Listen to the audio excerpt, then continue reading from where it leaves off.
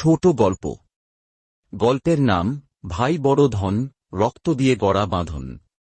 বাবা মা হারা রাফি আর তার ছোট ভাই নাবিল, দুই ভাই ছিল একে অপরের ছায়াসঙ্গী। বাবা মা মারা যাওয়ার পর রাফি ছিল নাবিলের পুরো পৃথিবী।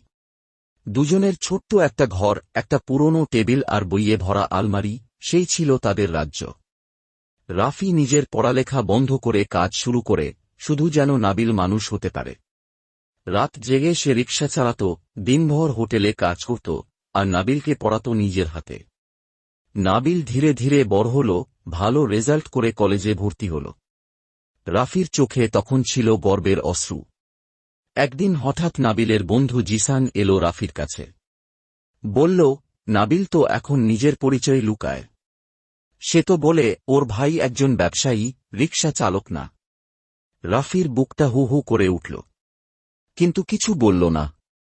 চুপচাপ রাতের খোলা আকাশের নিচে বসে থাকল সারাটা রাত। সেই রাতে সে একটা চিঠি লিখে রেখে গেল। প্রিয় ভাই নাবিল, আমি জানি আমি গর্বের মানুষ না। তোর বন্ধুরা হয়তো হাসবে আমাকে দেখে, কিন্তু তোকে মানুষ করতে গিয়ে আমি নিজের সব স্বপ্ন ছেড়ে দিয়েছি। তুই শুধু সুখে থাক, আমি সেটাই চাই। তোর ভালোর জন্য আমার পরিচয় ভুলে যাস, তাতেই আমি খুশি থাকব। কখনো যদি আকাশে একা চাঁদটাকে দেখিস, মনে করিস আমাদের সেই ছোটবেলার আকাশ পানে দেখে চাঁদ নিয়ে গল্প করার কথা। আর ভাবিস যে রাফি ভাই তোকে এখনো ভালোবাসে।